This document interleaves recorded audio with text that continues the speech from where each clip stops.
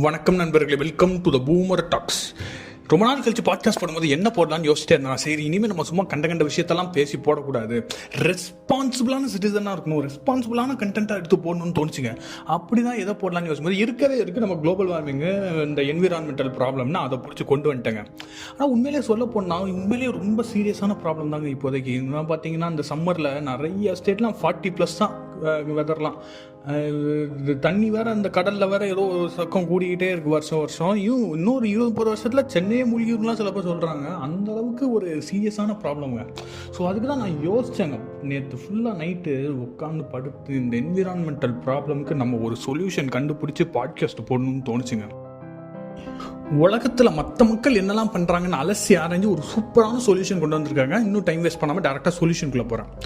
அது என்னதுன்னா, இந்த சென்னை மெரினா பீச்சில் பார்த்தீங்கன்னா வரிசையாக நிறைய சிலைகளாக வச்சுருப்பாங்க. ஔவையார் சிலையிலேருந்து நிறைய வச்சுருப்பாங்க.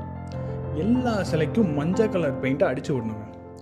அப்படியே எங்கள் எக்மோர் மியூசியத்தில் இருக்கிற ரவிவர்மா பெயிண்டிங்ஸ் இருக்குது பார்த்தீங்களா, அதுலலாம் முட்டையை வச்சு அடிக்கணுங்க. இது போக சென்னையில் எந்த பில்டிங்லாம் இம்பார்ட்டன்ட்டுன்னு நம்மளுக்கு தோணுதோ அங்கே போய் பிடிச்ச கலரில் எதையாவது பண்ணி விட்டுட்டு வந்துடலாங்க.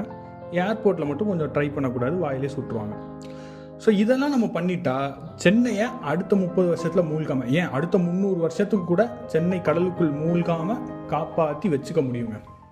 பாதி பேருக்கு நான் என்ன சொல்ல வரேன்னு புரிஞ்சிருக்கோம், பாதி பேருக்கு புரிஞ்சிருக்காது. அதாவது என்விரான்மெண்ட்டை காப்பாற்ற போகிறேன் அப்படின்னு சொல்லிக்கிட்டு வேண்டலிசம் ஆக்டிவிட்டீஸில் ஈடுபடுற நம்மளுடைய மேக்கர்களை பற்றி தான் நாங்கள் பார்க்க போகிறோம். அதாவது மேக்கர்கள்னால் ஏதோ கெட்ட வார்த்தைன்னு நினச்சிடாதீங்க. மேற்கில் இருக்கும் மக்களை மேக்கர்களை நானே பேர் வச்சுருக்காங்க, அதாவது வெஸ்டர்ன் பீப்புள். நீங்கள் நியூஸ்லேயும் நிறையா பார்த்துருப்பீங்க இந்த மாதிரி நியூஸ் எல்லாம். என்விரான்மெண்ட்டுக்காக ப்ரொட்டஸ்ட் பண்ணுறேன்னு ஏதோ ஒரு பெயிண்டிங் மேலே முட்டையை தூக்கி அடிச்சுட்டு முன்னாடி வந்துட்டு சேவ் த என்விரான்மெண்ட்டுன்னு கத்திட்டு கத்திட்டு. ஸோ இதெல்லாம் பார்க்கும்போது என்னெல்லாம் தோணுச்சோ நான் அதெல்லாம் உங்கள்கிட்ட ஷேர் பண்ண போகிறேங்க. ஃபஸ்ட்டு இந்த என்விரான்மெண்ட்டை பற்றி என்விரான்மெண்ட்டுக்காக ப்ரொடெக்ட் பண்ணணும், பாதுகாக்கணும்னு சொல்கிறவங்களுக்கே என்விரான்மெண்ட்டை பற்றி தெரியுமானே எனக்கு தெரியல. ஏன்னா இது அவ்வளோ ஒரு காம்ப்ளெக்ஸான டாபிக். சும்மா நம்ம டெய்லி மரத்தை பார்க்குறோம், கீழே கொஞ்சம் பூச்சா பார்க்கணுங்கிறதுக்காக இது ரொம்ப அந்தளவுக்கு ஒரு ஈஸியான கான்செப்டே கிடையாது.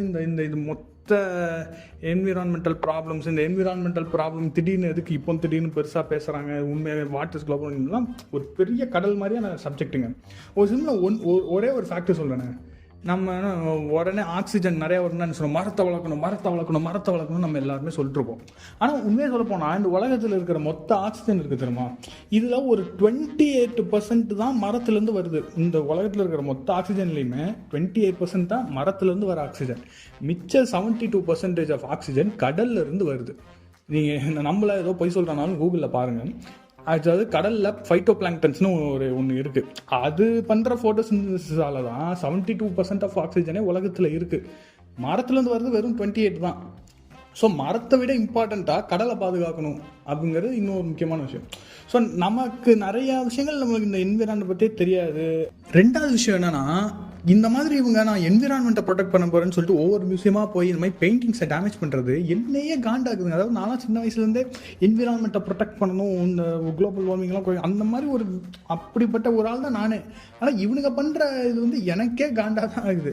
அதனால் எனக்கு என்ன தோணுதுன்னா, சில பேரை நீங்கள் பார்த்துருப்பீங்க. ஒரு எக்ஸாம்பிள் சொல்லணும்னா, I believe in equal rights but I'm not a ஃபெமினிஸ்ட்னு சில பேர் சொல்லி நீங்கள் பார்த்துப்பீங்க. அதாவது அவங்க என்ன சொல்ல வரானுங்கன்னா, ஏன்னா ஃபெமினிஸ்ட்னா இதுதான் அப்படின்னு ஒரு பிராண்டிங்கை சில பேர் பண்ணதுனால அப்படி ஒரு பிராண்டிங் பண்ணிட்டானுங்க. அதனால ஐயோ அதுக்குள்ளெல்லாம் நான் ஃபிட் ஆக மாட்டேன், அது ஒரு அவர்ஷன், அது தள்ளி நின்று but I believe in equal ரைட்ஸ்னு சொல்லி சுற்றுவானுங்களே. ஸோ இந்த மாதிரி இவனுங்க என்விரான்மெண்டலிஸ்ட்னா இப்படி தான் இருக்கணும்னு இந்த மாதிரியே பண்ணிகிட்டு இருந்தானுங்கன்னா அது மாதிரியே ஒரு அவர்ஷன் வந்துடும். ஒரு இடத்துல போய் நான் இது மாதிரி என்விரான்மெண்டலிஸ்ட்டோ இல்லை நான் ஐ பிலீவ் இன் என்விரான்மெண்ட்டுக்காக நான் உழைக்கிறேன் அந்த மாதிரி சொல்கிறதுக்கே ஒரு கூச்சப்படக்கூடிய நிலைமைக்கு இவங்க பண்ணுற ஆக்டிவிட்டீஸ் நான் வழிவகுத்துருன்னு எனக்கு தோணுதுங்க. ஸோ அதனால் don't focus on the problem, focus on the solution. என்ன இது ப்ராப்ளமு, குளோபல் வார்மிங்கு, இது எல்லாமே எல்லாருக்கும் தெரியும். சொல்யூஷன் என்ன பண்ணலாம் அதில் ஃபோக்கஸ் பண்ணுவோம் அப்படின்னு சொல்லிட்டு உங்களிடமிருந்து விடை பெறுவது உங்கள் ஆண்டோ மைடியோ, சைனிங் ஆஃப் பூமர் டாக்ஸ்.